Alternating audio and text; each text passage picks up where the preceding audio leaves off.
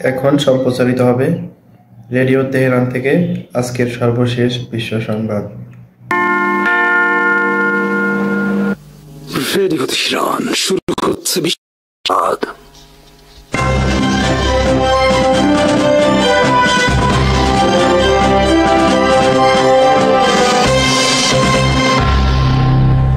শুরুতেই সংবাদ শিরোনাম। ইসরায়েলকে জাহান্নামে পাঠানোর ঘোষণা ইরানের।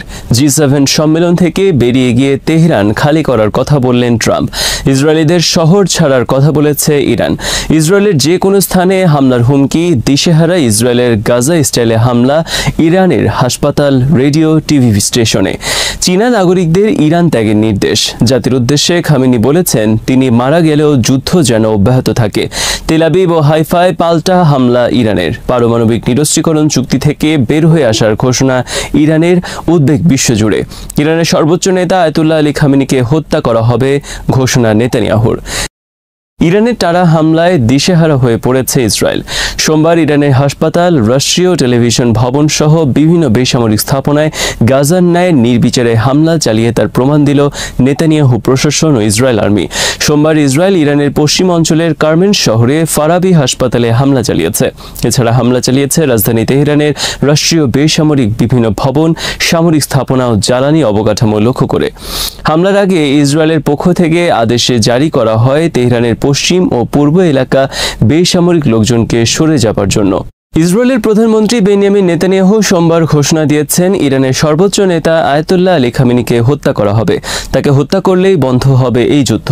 সোমবার ইরানে হামলার পর নেতানিয়াহু ঘোষণা দিয়েছেন, তেহরানের আকাশ এখন তাদের নিয়ন্ত্রণে এবং তারা বিজয়ের দ্বারপ্রান্তে।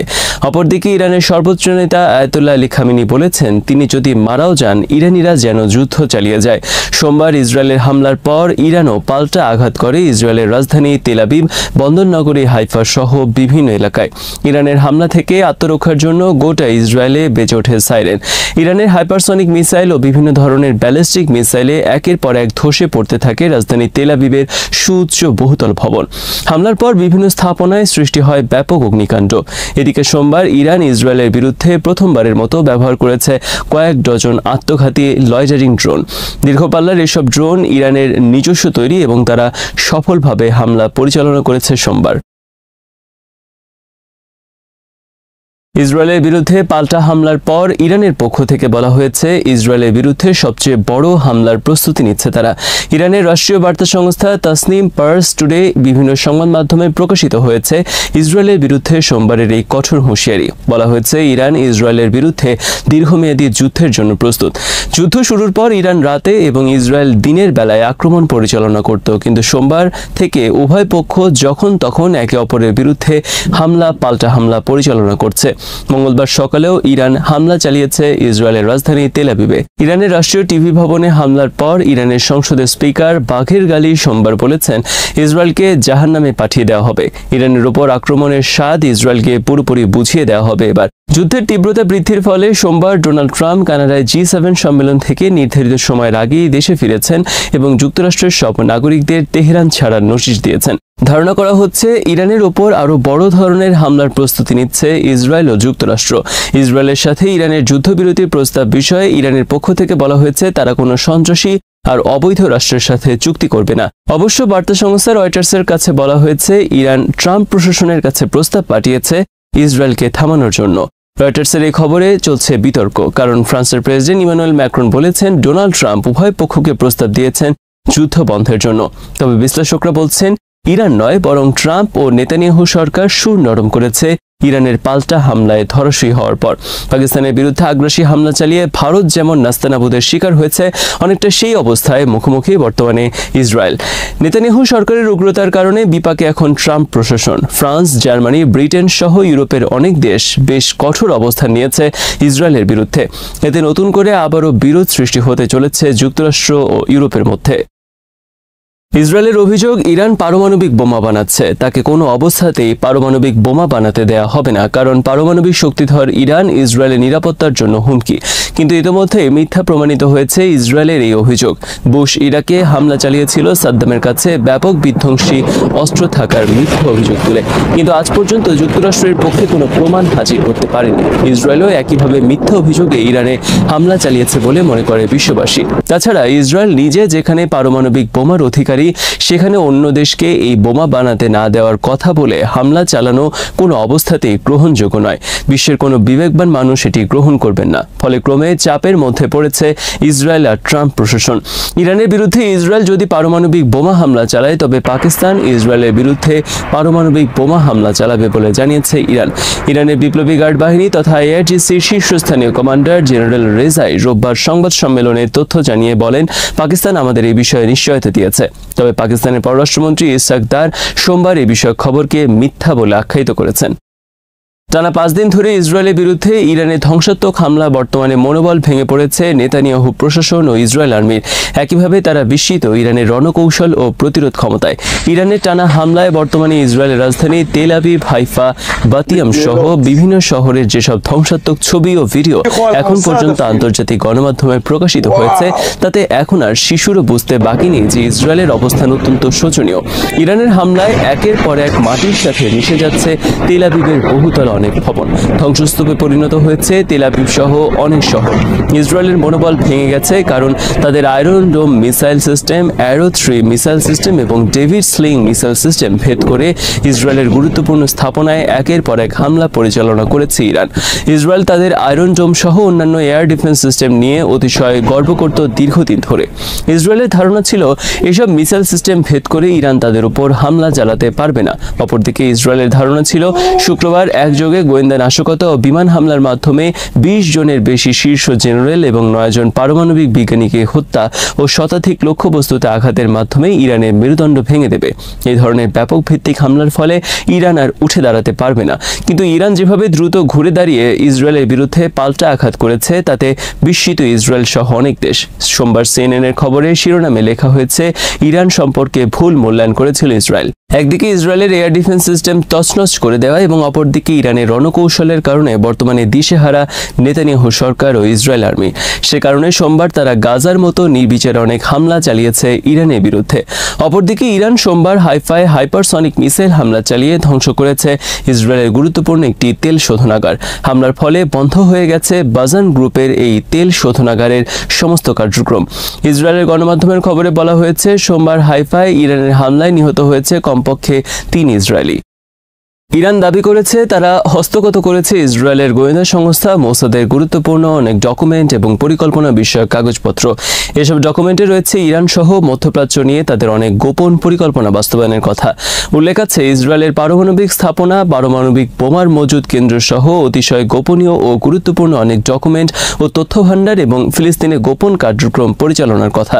ইরানের সশস্ত্র বাহিনীর মুখপাত্র কর্নেল রেজা সৈয়দ বলেছেন, এসব ডকুমেন্ট লাভের ফলে ইসরায়েলের গুরুত্বপূর্ণ অনেক স্থাপনায় তারা এখন হামলা চালাতে সক্ষম হবে। এদিকে গত 2 দিন ধরে বিশ্বে অন্যতম আলোচিত বিষয় ছিল ইরানের পর পাকিস্তানে ইসরায়েলের হামলার পরিকল্পনা। সম্প্রতি ইসরায়েলের প্রধানমন্ত্রী নেতানিয়াহু একটি সাক্ষাৎকারে বলেছেন, ইরান এবং পাকিস্তান হলো উগ্র জঙ্গিবাদী রাষ্ট্র। আমরা কোনো উগ্র জঙ্গিবাদী রাষ্ট্র সংস্থার হাতে পারমাণবিক অস্ত্র মেনে নেব না। সে কারণে আমাদের প্রথম লক্ষ্য ইরান, এরপর পাকিস্তান, কারণ এই ধরনের রেডিক্যাল ইসলামী শক্তির হাতে পারমাণবিক বোমার মতো অস্ত্র নিরাপদ নয়। ইরান রোববার ঘোষণা দিয়েছে তারা পারমাণবিক নিরস্ত্রীকরণ সংক্রান্ত চুক্তি আর মেনে চলবে না। রোববার ইরানের এই ঘোষণার পর সারা বিশ্বে নতুন করে আলোচনায় আসে ইরানের পারমাণবিক অস্ত্র নির্মাণ কর্মসূচির বিষয়। উদ্বেগ উৎকণ্ঠা ছড়িয়ে পড়েছে বিশ্বের বিভিন্ন মহলে। জরুরি বৈঠক বসেছে পারমাণবিক অস্ত্র নিরস্ত্রীকরণ সংক্রান্ত আন্তর্জাতিক কমিটি। দ্রুত বদলে যাচ্ছে মধ্যপ্রাচ্য সহ গোটা বিশ্বের রাজনীতি। 2015 সালে ইরান যুক্তরাষ্ট্র সহ 6 জাতির সাথে পারমাণবিক চুক্তি করেছিল।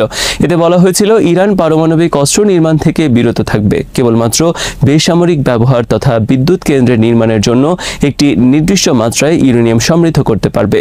আর এই বিষয়ে সমস্ত পারমাণবিক স্থাপনায় 24 ঘন্টা ক্যামেরা চলমান রাখতে হবে। নিয়মিত পরিদর্শনের সুযোগ দিতে হবে IAEA কে। বিনিময়ে ইরানের উপর থেকে তেল ও অস্ত্র আমদানি সহ অন্যান্য নিষেধাজ্ঞা তুলে নেওয়া হবে। কিন্তু ট্রাম্প 2018 সালে একতরফা চুক্তি থেকে বেরিয়ে আসে এবং ইরানের বিরুদ্ধে কঠোর নিষেধাজ্ঞা আরোপ করে। ইসরায়েলের চাপে এই চুক্তি বাতিল করেছিল ট্রাম্প। ইসরায়েল অভিযোগ করে নিষেধাজ্ঞা তুলে নেওয়ার কারণে ইরান অর্থনৈতিক ও সামরিকভাবে শক্তিশালী হচ্ছে, যা ইসরায়েলের জন্য হুমকি। ইসরায়েল আরও অভিযোগ করে ইরান গোপনে পারমাণবিক অস্ত্র নির্মাণ কার্যক্রম চালিয়ে যাচ্ছে। ইরান বারবার এই অভিযোগ অস্বীকার করে জানায় তারা এই ধরনের মানবতা বিরোধী অস্ত্র নির্মাণের বিরুদ্ধে। এই বিষয়ে 2003 সাল থেকে নিষেধাজ্ঞা রয়েছে দেশটির নেতা আয়াতুল্লাহ আল খামেনির পক্ষ থেকে। এরপর ইরান অনেকবারই চেষ্টা করে পুনরায় পারমাণবিক নিরস্ত্রীকরণ চুক্তি করার জন্য যুক্তরাষ্ট্রের সাথে। জো বাইডেনও ঘোষণা দিয়েছিলেন প্রেসিডেন্ট নির্বাচিত হলে তিনি ইরানের সাথে পুনরায় চুক্তি করবেন, কিন্তু ইসরায়েলের হয়ে যুক্তরাষ্ট্রের বাইডেন প্রশাসন ইরানের উপর এমন সব নতুন নতুন শর্ত দেয় যা মেনে নেওয়া সম্ভব ছিল না ইরানের পক্ষে। ট্রাম্প দ্বিতীয় মেয়াদে ক্ষমতায় বসার পর গত 2 মাস ধরে ওমানে দুই দেশের মধ্যে আলোচনা চলে পুনরায় ইরানের সাথে চুক্তির জন্য। কিন্তু দুই পক্ষের আলোচনা ভেঙে যাওয়ার পরপরই ট্রাম্প প্রশাসন ইসরায়েলকে অনুমতি দেয় ইরানের উপর হামলার জন্য। 12 জুন ইসরায়েলের আগ্রাসনের পর ইরানকে এখন ঠেলে দেওয়া হয়েছে পারমাণবিক অস্ত্র নির্মাণের পথে। এতদিন ইরান এই চুক্তি করার জন্য নানাভাবে চেষ্টা করলেও এবার নিজেই এই চুক্তি আর না করার ঘোষণা দিয়েছে। এতে উদ্বেগ ছড়িয়ে পড়েছে বিশ্বে। দ্রুত অনেক কিছু ঘটতে পারে বলে আশঙ্কা অনেকের। বিশ্লেষকদের মতে শুক্রবার ইরানে ইসরায়েলের হামলার পর এটি এখন প্রমাণিত যে পারমাণবিক বোমা ছাড়া ইরান নামক রাষ্ট্র বিলীন হওয়ার সময়ের ব্যাপার মাত্র। কিন্তু ইরান নয়, মুসলিম বিশ্বের কোনো দেশই আর নিরাপদ নয় ইসরায়েল ও ট্রাম্প প্রশাসনের জায়নবাদী ধ্বংসাত্মক পরিকল্পনা থেকে।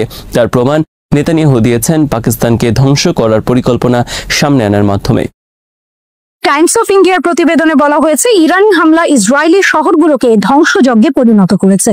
তেল আবিবকে বিধ্বস্ত করেছে ইরানি ব্যালিস্টিক মিসাইলের আঘাত। ইরানের মিসাইল ইসরায়েলের আকাশ প্রতিরক্ষা ব্যবস্থা আয়রন ডোম থার্ড অ্যারোকে হার মানিয়ে ইসরায়েলের আকাশে প্রবেশ করেছে।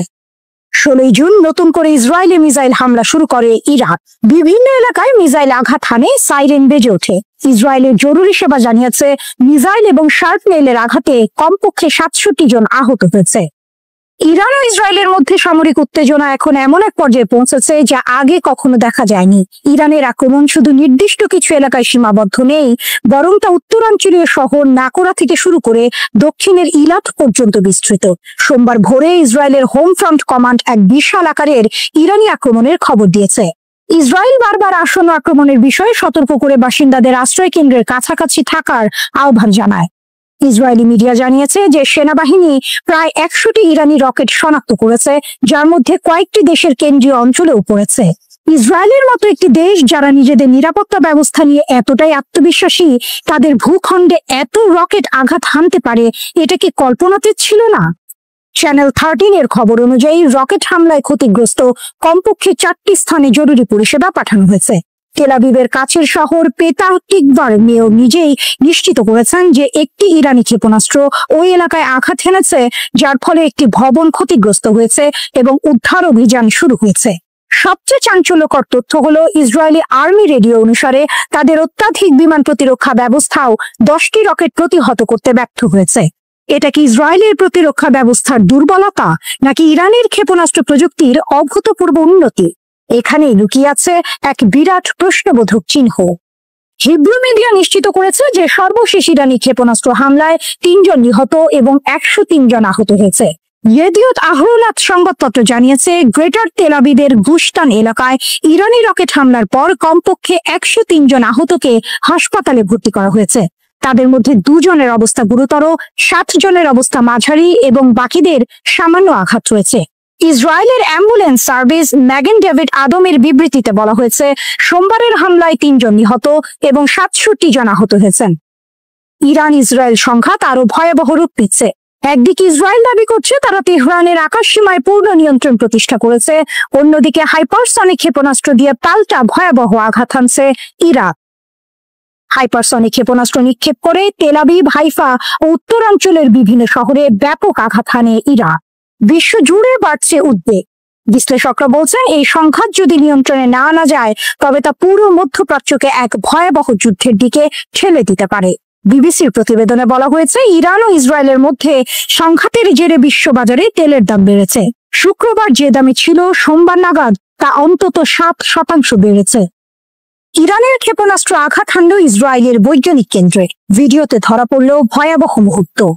যুদ্ধ মানে শুধু সামরিক লক্ষ্যবস্তু নয়, এবার সরাসরি ইসরায়েলের গবেষণা প্রতিষ্ঠানে আঘাত হানল ইরানের ক্ষেপণাস্ত্র। ভাবুন তো, একটি দেশের প্রিমিয়ার সায়েন্টিফিক সেন্টারে যদি ক্ষেপণাস্ত্র আঘাত হানে, তাহলে তার প্রভাব কতটা সুদূর প্রসারী হতে পারে। সোশ্যাল মিডিয়ায় ছড়িয়ে পড়া এক ভিডিওতে তেমনই এক ভয়ঙ্কর মুহূর্ত ধরা পড়েছে। একটি ক্ষেপণাস্ত্র সরাসরি একটি ভবনে আঘাত হানছে। রিপোর্ট টাইমস অফ ইন্ডিয়ার। ওয়েস্ট ব্যাংক ইনস্টিটিউটে সরাসরি আঘাত, বৈজ্ঞানিক অবকাঠামো কি হুমকির মুখে? ঘটনাটি ঘটেছে ইসরায়েলের মধ্যাঞ্চলে রেহোবট ক্যাম্পাসের ওয়েস্টল্যান্ড ইনস্টিটিউট অফ সায়েন্সে। ইরান থেকে ছোড়া একটি ব্যালিস্টিক ক্ষেপণাস্ত্র এই গুরুত্বপূর্ণ গবেষণা প্রতিষ্ঠানটিকে লক্ষ্য করে আঘাত হানে। হামলার ফলে ক্যাম্পাসে আগুন ধরে যায় এবং একটি পরীক্ষাগার ক্ষতিগ্রস্ত হয়। খবর পেয়ে জরুরি পরিষেবা দ্রুত ঘটনাস্থলে পৌঁছায় এবং ইনস্টিটিউটের একটি ভবনের ভেতরের আগুন নেভানোর কাজ শুরু করে। তাৎক্ষণিক খবরে কোনো হতাহতের খবর পাওয়া যায়নি, তবে কর্মকর্তারা জানিয়েছেন যে বৈজ্ঞানিক অবকাঠামোর ক্ষয়ক্ষতি এখনো তদন্তাধীন। এই হামলা ইসরায়েলের অভ্যন্তরে একটি প্রধান গবেষণা প্রতিষ্ঠানে একটি বিরল সরাসরি আঘাত, যা ইরান এবং ইসরায়েলের মধ্যে ক্রমবর্ধমান উত্তেজনার এক নতুন মাত্রা যোগ করেছে। শুধুই কি West Bank, Tel Aviv, Haifa, জেরুজালেমকে নিশানায়? ওয়েস্ট ব্যাংক ইনস্টিটিউটের হামলার পাশাপাশি ইরান রাতারাতি তেল আবিব, হাইফা এবং জেরুজালেমে প্রায় 100টি ক্ষেপণাস্ত্র নিক্ষেপ করেছে বলে জানা গেছে। পুলিশ এই হামলায় একাধিক আহত হওয়ার খবর নিশ্চিত করেছে এবং জরুরি দলগুলো সম্ভাব্য জীবিতদের সন্ধানে ধ্বংসস্তূপ অনুসন্ধান করেছে। এর আগেও ইরান মধ্য ইসরায়েলকে লক্ষ্য করে আরো 50টি ক্ষেপণাস্ত্র এবং ড্রোন নিক্ষেপ করেছে বলে রিপোর্টে উল্লেখ করা হয়েছে। কিন্তু এখানেই শেষ নয়, এই সংঘাতের আঁচ আরো ছড়াতে পারে। ইরান পরিষ্কার হুঁশিয়ারি দিয়েছে যে ইসরায়েলের পক্ষে হস্তক্ষেপ করলে মার্কিন যুক্তরাজ্য এবং ফরাসি ঘাঁটিতে হামলা চালাবে। এই হুমকি আন্তর্জাতিক অঙ্গনে গভীর উদ্বেগ তৈরি করেছে। ওয়েস্ট ব্যাংক ইনস্টিটিউটে এই হামলা কেবল একটি ভবন বা গবেষণাগারের ক্ষতি নয়, এটি ইসরায়েলের বুদ্ধিবৃত্তিক এবং বৈজ্ঞানিক সক্ষমতার উপর একটি আঘাত। যদি এই বৈজ্ঞানিক অবকাঠামো বড় আকারে ক্ষতিগ্রস্ত হয়, তাহলে তা ইসরায়েলের ভবিষ্যৎ উদ্ভাবন এবং প্রযুক্তির উপর দীর্ঘমেয়াদী প্রভাব ফেলতে পারে। তাহলে এটা কি যুদ্ধের এক নতুন ফ্রন্ট, যেখানে শুধু সামরিক শক্তি নয়, বরং জ্ঞান ও বিজ্ঞানও হয়ে উঠেছে হামলার লক্ষ্যবস্তু? এই প্রশ্নটি এখন সবচেয়ে বড় হয়ে দেখা দিয়েছে। এদিকে ইরানের রাষ্ট্রীয় গণমাধ্যম নিশ্চিত করেছে 15ই জুন ইসরায়েলের দিকে নতুন করে ব্যালিস্টিক ক্ষেপণাস্ত্র নিক্ষেপ করা হয়েছে। এবারই প্রথম দিনের আলোয় হামলা শুরু করেছে ইরান। পরবর্তী হামলাগুলো আরো কঠিন এবং বড় পরিসরে চালানো হবে বলে ঘোষণা দিয়েছে ইসলামিক রিপাবলিকের সামরিক মুখপাত্র। আল জাজিরার প্রতিবেদনে বলা হয়, শনিবার রাতে ইরান প্রায় 80টি ক্ষেপণাস্ত্র ছুড়েছে, যার মধ্যে কিছু ক্ষেপণাস্ত্র হাইফার তেল শোধনাগারে আঘাত এনেছে। এই হামলায় ইয়েমেনের সশস্ত্র বাহিনী অংশ নিয়েছে বলে দাবি করা হচ্ছে। অভেদ্য আয়রন ডোম ভেদ করেছে ইরানি মিসাইল, ইসরায়েলকে বড়সড় বিপদের মুখে। মধ্যপ্রাচ্যের আকাশে যুদ্ধের কালো মেঘ আরো ঘনীভূত। ইসরায়েল ও ইরানের মধ্যে চলমান সংঘাত এখন এমন এক পর্যায়ে পৌঁছেছে যা বিশ্বকে নতুন করে ভাবতে বাধ্য করছে।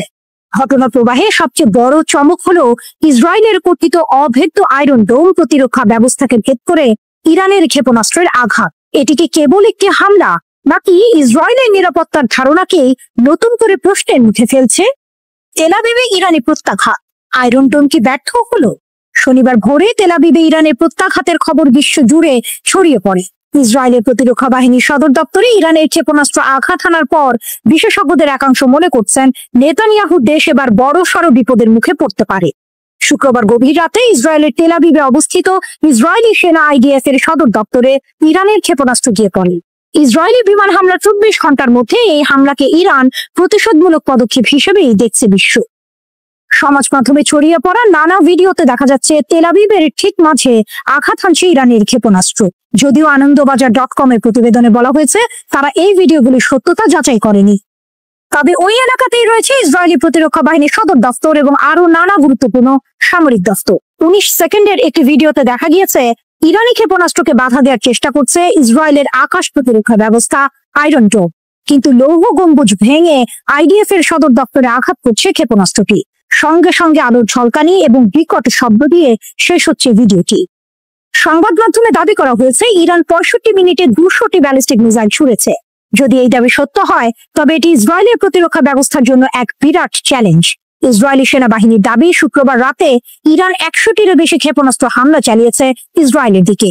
ইরানের ক্ষেপণাস্ত্র আছড়ে পড়ে তেল আবিবের দক্ষিণের 3 জনপদ দ্য কিরিয়া, রমাত গান এবং রিশন লেজিয়নে। এই জনপদগুলির মধ্যে দ্য কিরিয়ায় রয়েছে আইডিএফ এর সদর দফতর। এছাড়া রমাদান এবং রিশন লেজিয়ানে ইরানের ক্ষেপণাস্ত্র হামলায় কয়েকটি বহুতলের একাংশ ভেঙে পড়ে। এরপর শনিবার ভোরেও ইসরায়েলের উত্তরের কয়েকটি জনপদকে নিশানা করে ক্ষেপণাস্ত্র হানা চালায় ইরান। তবে ইসরায়েলের প্রতিরক্ষা বাহিনীর মুখপাত্র এফি ডিফরিন বলেছেন, ইরানের যে ক্ষেপণাস্ত্রগুলিকে মাঝ আকাশেই ধ্বংস করে দেওয়া হয়েছে তার ধ্বংসাবশেষ উড়ে এসেই যা ক্ষতি হওয়ার হয়েছে। আয়রন ডোমকে ইসরায়েলের এক অপ্রতিরোধ প্রতিরক্ষা ব্যবস্থা হিসেবে দেখা হতো, যা তাদের আকাশ সীমাকে কার্যত দুর্ভেদ্য করে তুলেছিল। কিন্তু এই হামলায় যখন আইডিএফ সদর দফতরেই ক্ষেপণাস্ত্র আঘাত হানতে পারলো, তখন প্রশ্ন উঠছে, আয়রন ডোম কি তার কার্যকারিতা হারাচ্ছে, নাকি ইরান এমন কোন কৌশল বা প্রযুক্তি ব্যবহার করেছে যা আয়রন ডোমের সীমাবদ্ধতাকে উন্মোচন করেছে? বিশেষজ্ঞরা এখন এই প্রশ্নগুলো নিয়েই চিন্তিত। 13 জুন ইসরায়েল ইরানের পারমাণবিক স্থাপনা এবং সামরিক স্থাপনা লক্ষ্য করে ভয়াবহ হামলা চালায়। এতে ইরানের বেশ কয়েকজন সামরিক শীর্ষ কর্মকর্তা এবং পরমাণু বিজ্ঞানী নিহত হন। এরপর ইসরায়েলে পাল্টা হামলা শুরু করে তেহরান। মধ্যপ্রাচ্যের দুই চিরশত্রু ইরান ও ইসরায়েল এখন সরাসরি সংঘাতে জড়িয়ে পড়ার পথে। প্রশ্ন হলো, সামরিক সক্ষমতায় কে এগিয়ে? চলুন এই দুই দেশের শক্তি ও দুর্বলতাগুলো দেখে নেওয়া যাক।